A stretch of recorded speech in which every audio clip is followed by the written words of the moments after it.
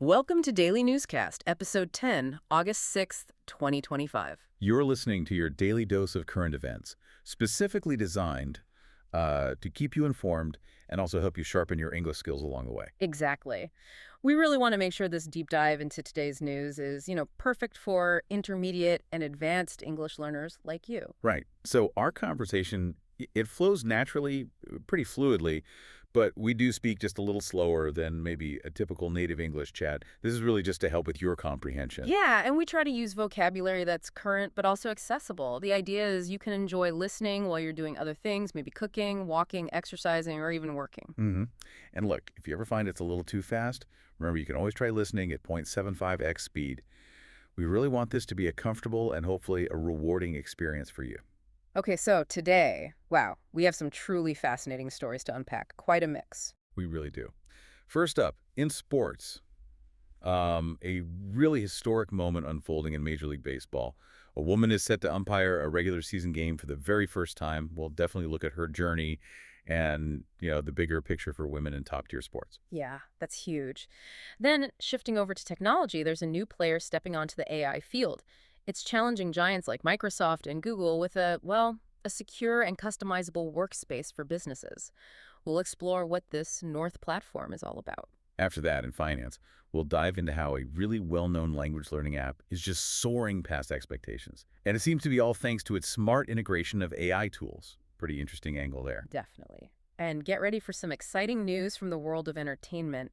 A beloved magical series, I think many people will guess which one is getting a massive audio remake with an absolutely all-star cast. Well, I'm looking forward to that one. And finally, in culture, we'll head over to London. A major art institution there is inviting the public, actually, to help shape its future. It's being done in a truly democratic way, which is, wow, quite unusual. It really is. Quite the lineup today. Okay, let's dive in. Where should we start? How about that groundbreaking sports news? Sounds good. Let's unpack this. For the very first time in its, 100-plus year history? Exactly. A woman is set to umpire a regular season Major League Baseball game. Her name is Jen Pawol. And like you said, this is much more than just a symbolic thing. Oh, absolutely. The sheer significance of this moment it's really captivating. Major League Baseball announced she'll officiate games in the Marlins versus Braves doubleheader this weekend. And specifically, she'll be working the bases on Saturday. Okay. And this is key, she'll be behind home plate on Sunday. Wow. Calling balls and strikes. Yeah. Exactly. Which is, arguably one of the most demanding and, let's be honest, scrutinized roles in all of baseball.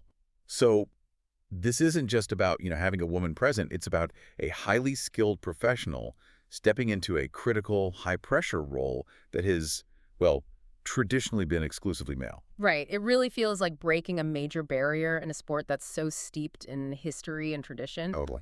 So, who is Jen Pawol? Let's talk about her journey to get here. She's 48 years old from New Jersey, and her athletic background is, frankly, incredible. Yeah, I saw that. She was an all-state star in both soccer and softball in high school, played 3 seasons in each, then earned a softball scholarship to Hofstra University, where she was a 3-time all-conference selection.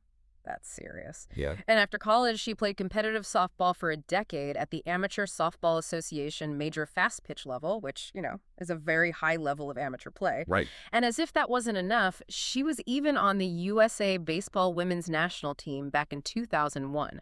Wow. So a serious athlete. Which makes sense, I guess, for the demands of umpiring at that level. Definitely. But what's particularly fascinating, I think, is that she also pursued a Master of Fine Arts degree, an MFA. Right, in painting from Hunter College. Yeah, and she was an art teacher for a while before committing to umpiring full-time. Yeah. Kind of begs the question, doesn't it? What leads someone from, art and being a high-level player herself to the incredibly demanding, high-pressure, and often, let's face it, thankless world of baseball umpiring? It's quite a shift. Did she talk about that? Well, apparently she started umpiring softball games back in college, maybe just to earn some extra money. Ah, okay. But it clearly resonated. Because then she went to an MLB umpire tryout camp in 2015, got invited to the Umpire Training Academy, and her professional umpiring career really started in 2016 in the Gulf Coast Rookie League. That's like entry-level minor league ball. Got it. So she worked her way up. Steadily climbed the ranks, reached the AAA level in 2023. And just to remind everyone, AAA is the highest tier of minor league baseball. It's literally one step below the majors. And her reaching that level, wasn't that also a first in a long time? It was. She was the first woman to reach AAA in 34 years, and she even umpired the AAA championship game that year, which is a pretty big deal within the minor league system.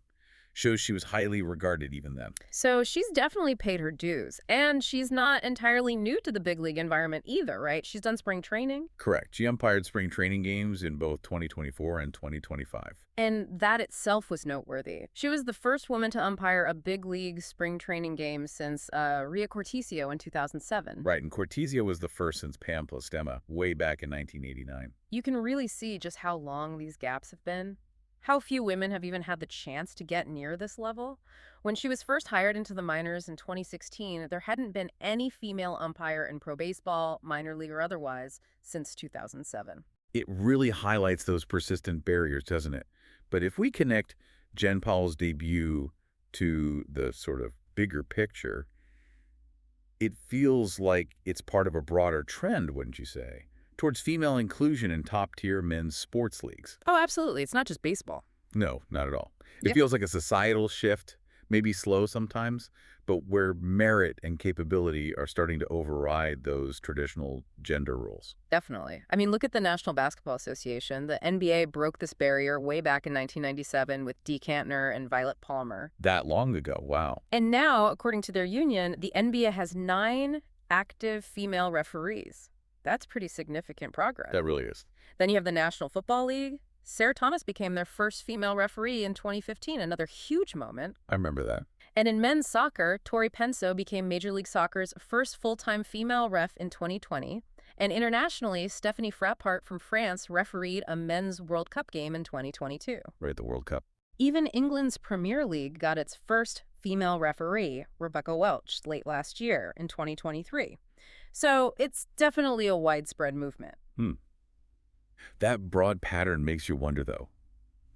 Which major men's league in the United States hasn't had a female referee work a regular season game yet? Ah, good question. That would be the National Hockey League, the NHL. Interesting.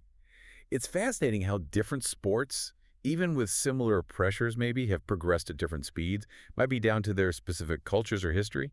Could be.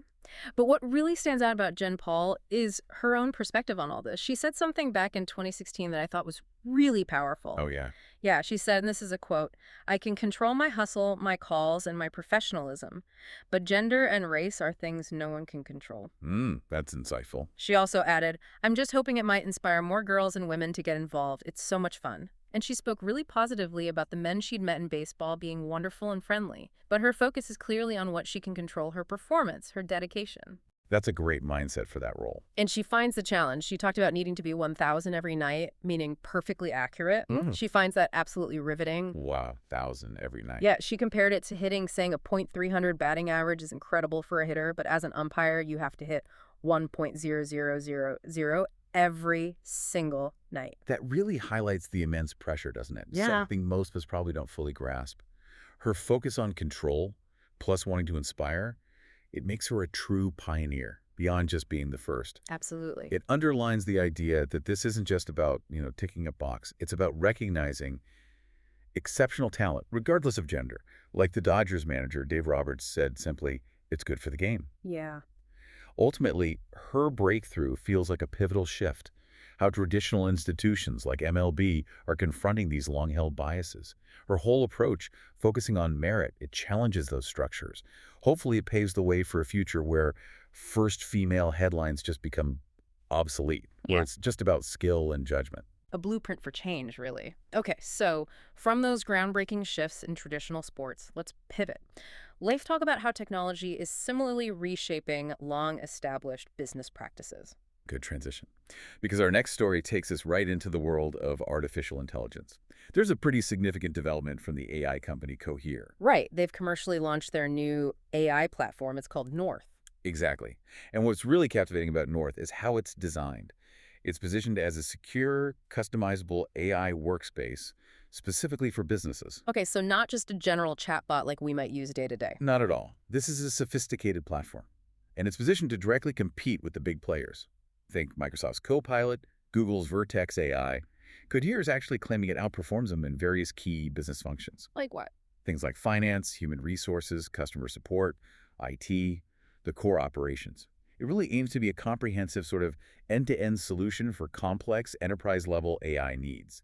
It suggests the AI market is moving beyond just experimentation, into real deployment. So, if I'm running a business, what exactly does North do for me? How does it work? Well, it cleverly combines a few things. It uses large language models. Mm-hmm. Those are the AI programs that understand and generate human-like text. Okay. It combines those with really strong search capabilities and, crucially, robust automation tools.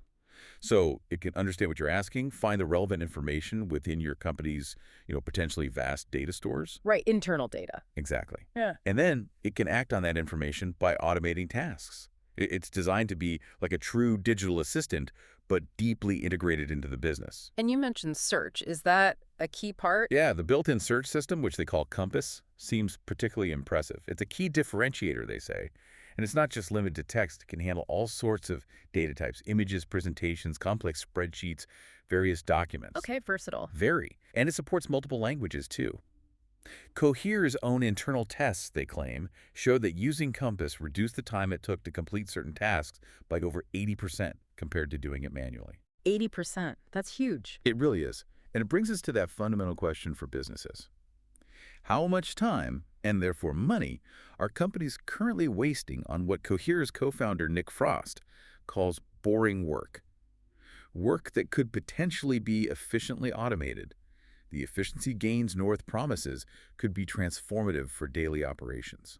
Yeah, Nick Frost described North as, and I'm quoting here, a tool for augmenting and automating all of the work you do behind a computer that you would rather not do. Huh.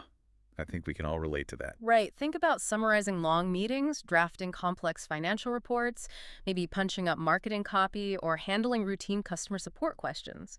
He even said he uses it himself for the boring work, the monotonous work, the bureaucratic work. Leaving him free for For anything distinctly human, as he put it. He gave an example, actually.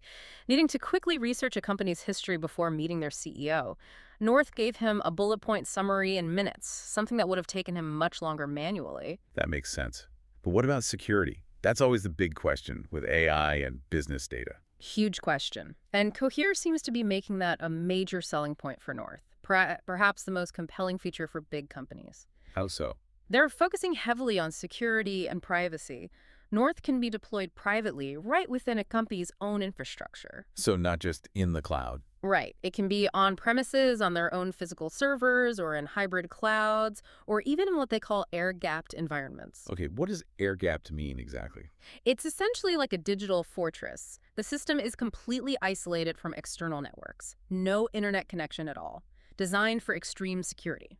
Got it. So super secure. Exactly. And this is crucial for highly regulated industries, finance, healthcare, manufacturing, critical infrastructure. Cohere is assuring businesses they keep complete control over their sensitive data. And importantly, Cohere itself cannot see that data. That's a critical promise for adoption of those sectors. They seem to be strategically targeting them with these deployment options. And it seems to be working. This isn't just theoretical. Several large established companies are already using it. Oh, really? Bell Canada is incorporating North into its Bell AI Fabric project. Royal Bank of Canada has actually developed a specific North for banking version tailored for their needs. Tailored versions, interesting. Yeah. And Dell, LG CNS, that's LG Corporate Network System, and Ensemble Health Partners, are also listed as early adopters. That's pretty widespread, early adoption across different sectors. It definitely suggests strong market confidence in Cohere's approach, particularly the security and customization aspects. Seems like it. And this rapid adoption, it really highlights that the market has a clear, maybe even urgent demand for these kinds of secure, deployable AI solutions. Like Cohere CEO Aidan Gomez said, the AI market is maturing and businesses are beginning to realize the potential of this technology. It's moving past the hype into practical, secure implementation. And financially, is Cohere seeing growth? Apparently so. They expect to hit over $200 million in annualized revenue by the end of this year, which would nearly triple their figures from early 2025. Wow. And they're reportedly looking for significant new investment, too, somewhere between $300 and $500 million. That kind of growth, that kind of investor interest, it really underscores the deep market need they seem to be tapping into. Okay, but let's address the elephant in the room. job displacement. It always comes up with AI. What's Cohere's take on this with North? Are we talking about mass job losses? It's a critical question, definitely. Yeah. And Cohere's stance, at least as articulated by Nick Frost, is pretty clear.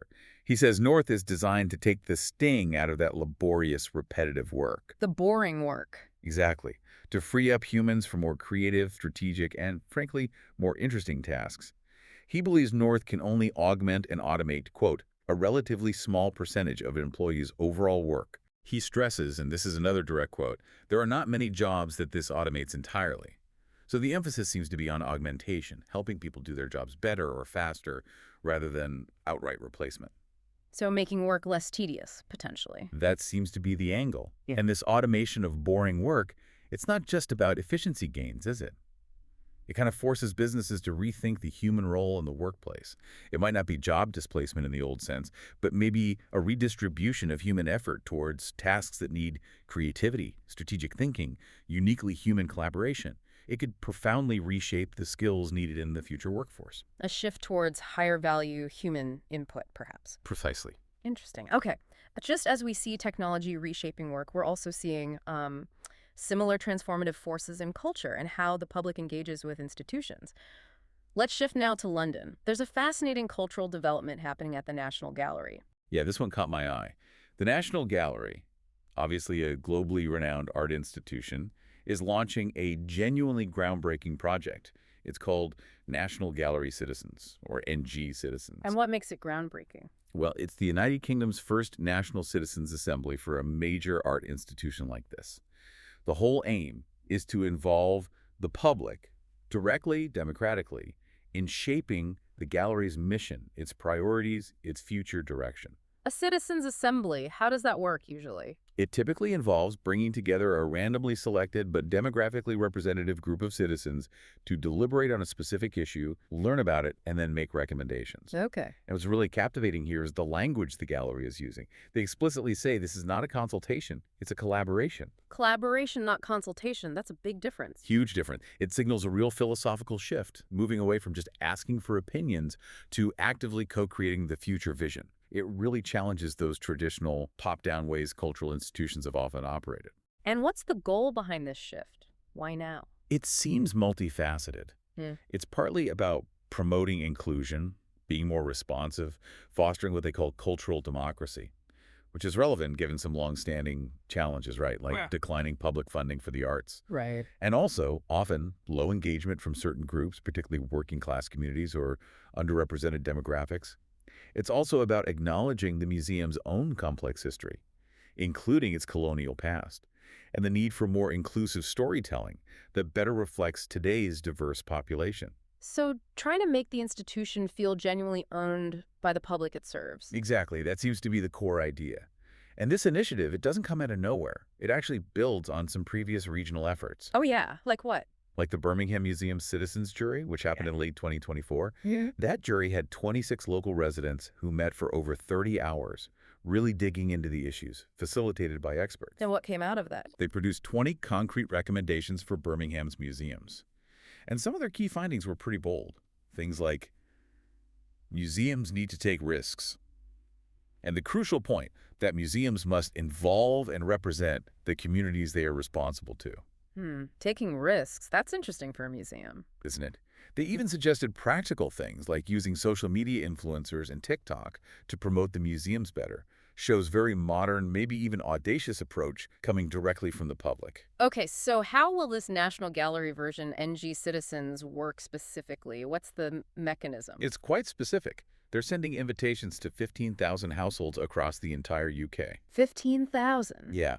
And from those responses, 50 participants will be carefully selected using a civic lottery. That means it's random, but structured to be demographically representative of the UK population. Will form the initial citizens' assembly. Okay, 50 people. Then what? Then, and this is a critical detail, 20 individuals from that assembly will be chosen to sit on a long-term citizens panel for the next 5 years. 5 years. Exactly. So it's not just a one-off thing. This aims to embed the public voice directly into the gallery's ongoing decision-making process. Sustained input, not just a snapshot. That sounds quite radical for such a major institution. It really does. And it immediately raises that big question. How much genuine influence will these citizen panels actually have on a place like the National Gallery, with all its history and established ways of doing things? Ray, what are they saying about that? Well, Sir Gabriel Finaldi, the gallery's director, stated the aim is, and I'm quoting, to ensure the gallery remains a truly national institution, inclusive, responsive, and shaped by the people it exists for. Strong words. And Jane Knowles, their director of public engagement, called it a culture-shaping step to ensure the gallery stays relevant and genuinely reflective of the public. So the stated intention seems sincere, suggests a commitment to giving these panels real agency. But, the proof will be in the pudding, right? In the implementation and the actual changes that result. Of course, an approach this different is bound to have critics. Has there been pushback? Oh, absolutely. Not everyone agrees this is the right way forward. Some critics argue that, sure, engaging the public is good, but maybe a citizens' assembly isn't the best way to, say, curate a national art collection, which traditionally relies on deep, specialized expertise. The expert knows best argument. Pretty much. They point out that some discoveries from previous juries, like the idea that museums are educational and entertaining, well, that's hardly news, right? Yeah. Maybe it doesn't require such an extensive and potentially costly process to arrive at those conclusions. Kind of asking the public for common sense, maybe. That's the critique. Some suggest it might be better to consult the millions of people who already visit each year, or just empower the professional curators with their academic training and expertise to make those decisions. It highlights that classic tension, doesn't it? Expert curation versus broader public opinion in cultural spaces. Exactly. That's the core debate this project really brings to the forefront. Who owns and shapes our shared cultural heritage? However, despite the criticisms, that Birmingham model did show some positive short-term impacts. Like what? It led to a renewed focus on attracting younger audiences and more targeted outreach to communities that hadn't engaged much before. Those are concrete goals many museums share. Plus, the participants themselves reported feeling more pride in their city and understanding the museum's civic role better. So, there are benefits beyond just the recommendations. So it's a significant shift, an experiment really, in making these big cultural institutions more transparent, more democratically accountable. Definitely. It's challenging us to think about who culture is really for and how it should be governed. A fascinating space to watch. It really is. Okay, from reimagining cultural institutions, let's look at how another established entity, this time squarely in the financial and tech sector, is dramatically redefining its success using cutting-edge technology. Duolingo. You got it. The language learning app Duolingo has just posted quarterly results that are, well, truly eye-opening. They seem to have found a powerful formula. Yeah, the numbers are remarkable. They really exceeded expectations by a significant margin. Their revenue, up 41% year over year, reaching over $252 million. 41% growth. Impressive, right. And their net income, their actual profit, soared by an incredible 84%. This is really strong performance, especially for a tech company in the current climate, and one some might have just seen as a simple educational tool. And it's not just the money. The user growth is huge, too. Their paid subscribers jumped to 10.9 million. That's up from 8 million just a year ago. Almost 3 million new paid subscribers in a year. Exactly. And their daily active users, people using the app every single day, are nearing 48 million, up from 34 million last year.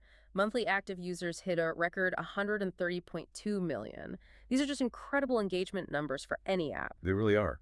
Suggest a massive expansion of their reach and influence. Yeah. And the company's CEO, Louis van Aan, he's attributing this surge directly to their integration of AI tools. Right. He believes AI has significantly boosted both user engagement and profitability. Which naturally makes you ask, okay, how exactly is AI making such a profound difference for Duolingo? Yeah. What are they doing specifically that's changing their business model so effectively? Well, a key part of it seems to lie in their subscription tiers. They have the standard paid option, Super, for frequent learners. And then they have Max, which is specifically tailored for more advanced users. And it's really in that Max tier where you find the most cutting-edge AI features driving this growth. Right. Duolingo Max uses advanced large language models, things like GPT-4, to create a much richer, more personalized learning experience than before. Can you give some examples? Sure, they have tools like Explain My Answer. So if you get something wrong, it doesn't just tell you it's wrong. It provides personalized error analysis, enhanced feedback, really breaking down why it was wrong, explaining the grammar rule or vocabulary nuance. Ah, okay. Deeper learning. Exactly. Then there's role play. This lets users practice actual conversations with AI-powered chatbots, simulating real-life situations, ordering food, making travel plans, whatever it might be. So moving beyond just drills. Totally. And they even have a feature called Video Call with Lily, which now uses a 3D avatar in contextual environments to make the interaction feel even more immersive, more lifelike. This is where AI really elevates the experience beyond what a static textbook or even a traditional app could ever offer. It's genuine conversational practice. And it's not just the fancy features for paying users, is it? They're using AI behind the scenes too. Yes, and this is crucial. They use generative AI to actually create and personalize their bite-sized lessons across their, more than 100 language courses now. And even for their newer math and music courses, right? Exactly. It allows them to scale their content creation much, much faster and more efficiently than if they were doing it all manually. How much faster? Get this. Their AI tools have apparently enabled them to introduce an astonishing 148 new courses in roughly 1 year. 148 courses in a year. Yep. And to put that in context, it previously took them 12 years to develop their first 100 courses. Wow, that's transformative efficiency. It absolutely is. Yeah. And it doesn't just speed things up, it significantly lowers development costs. Interestingly, their gross margin, the profit from each sale before other expenses actually benefited this quarter because their AI costs were lower than expected. So the AI investment isn't just adding features, it's directly boosting profitability and enabling this incredible pace of expansion. Precisely. It's a core part of their operational efficiency now. And this performance has clearly given them confidence. They've raised their annual revenue forecast for 2025, anticipating this growth will continue, driven by more people adopting these AI-enhanced subscriptions. It's a strong signal. And it demonstrates a really powerful lesson, I think, for businesses everywhere. Instead of being disrupted by AI, which was a genuine concern for many, right? Duolingo is actively leveraging AI. Turning a potential threat into an advantage. Exactly. They're strengthening their competitive position, expanding their total addressable market, moving beyond just languages to math, music. They're even using their English test as an online certification accepted by thousands of institutions worldwide. So AI isn't just for efficiency. It's a strategic tool for innovation, diversification, capturing new markets. It's a really compelling model for how established companies can navigate and even thrive amidst rapid technological change. Really smart execution. Absolutely. Okay, for our final story today, let's switch gears completely. Something lighter, maybe even enchanting, from the world of entertainment. Ooh, okay.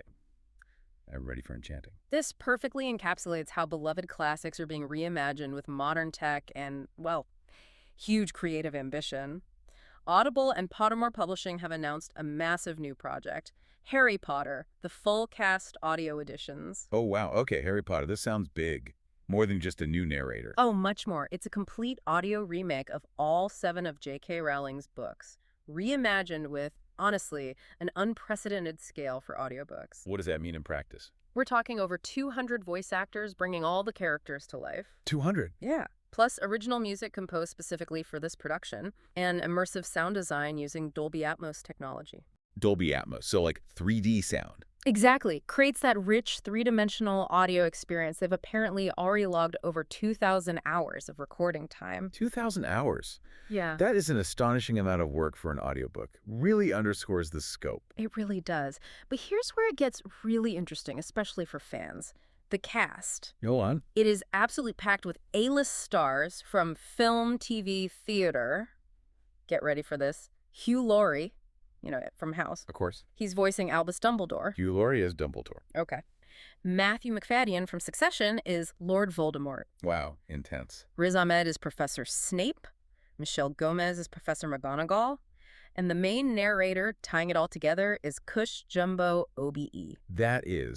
That's genuinely an all-star cast, like a dream team for these characters. We've never heard them like this before. Never. And what's also a testament to the detail they're putting in? Yeah. They've cast different sets of young actors to play Harry, Ron, and Hermione as they actually grow up through the series. Oh, that's clever. Isn't it? So, Frankie Treadaway, Max Lester, and Arabella Stanton will voice the trio in the first 3 books. You'll hear their voices evolve. Then Jackson Knopf, Reese Mulligan, and Nina Barker Francis take over for the later books, reflecting the characters' aging as the stories get darker and more complex. That level of detail is fantastic. It'll make it feel so much more immersive, tracking their development through sound. Really thoughtful. I thought so too. Now, the practical details. The first book, Harry Potter and the Philosopher's Stone. Or Sorcerer's Stone in the U.S., right? Right, good point. That's set to launch globally on November 4th, 2025. Okay, this year. This year. And here's the really cool part for fans. The rest of the series will follow monthly, all the way through May 2026. Monthly releases, so a new Harry Potter audiobook almost every month for over a year. Exactly. You can even pre-order them now. It's like a continuous stream of Potter magic for the next year and a half. That's brilliant marketing, too. Keeps the excitement going. Yeah. But what about the original audiobooks? The ones read by Jim Dale or Stephen Fry? Those are so beloved. Good question. Audible has confirmed those versions aren't going anywhere. They'll absolutely remain available. Okay, phew. Yeah, this new production is designed to complement them. It offers a completely different kind of experience, multi-voice, highly produced, immersive sound. So fans basically get the best of both worlds. They can choose the classic single narration or this new cinematic audio experience. That makes sense. Offering choice rather than replacing something people love. Exactly. Neil Blair, who's the chairman of Pottermore Publishing, described it as the next evolution in audiobook storytelling. You can see why. Yeah. It's designed, he said, to reignite the magic for longtime fans, but also to captivate a whole new generation of listeners. Immerse them in the wizarding world like never before, maybe through a format that feels really dynamic and accessible today. It sounds absolutely fantastic. A really exciting way to experience those timeless stories again, or for the first time, leveraging modern audio tech to just enhance that incredible narrative. Totally agree. And it really highlights how powerful a well-crafted story can be, doesn't it? Even decades later. By embracing new tech, new creative approaches, these classic properties find new life, reach new audiences. It proves that storytelling magic, just like the magic in the books, can really transcend time and medium. A perfect place to wrap up, I think. And that brings us to the end of our deep dive today. Wow, what a range of stories. It really was. Yeah. From that historic moment in baseball to the way AI is reshaping business and learning, and how culture and even classic entertainment are being reinvented, lots of boundaries being pushed. Definitely. We hope you enjoyed exploring these developments with us and maybe gain some deeper insights into the trends shaping our world right now. Yeah, the constant evolution, driven by both human effort and new technology, it just keeps creating these really intriguing shifts, doesn't it? It really does. As you think about these stories, maybe consider how these themes, reinvention, inclusion, the impact of technology might be playing out in your own life or work. Where are you seeing traditional boundaries challenged? What new possibilities could that open up? Good food for thought. Thank you so much for joining us for this deep dive today. Thanks for listening to Daily Newscast. If you found this useful or interesting, please do like and subscribe. It helps others find the show. And leave a comment if you like. We have new episodes every day, exploring different topics. See you tomorrow for another episode.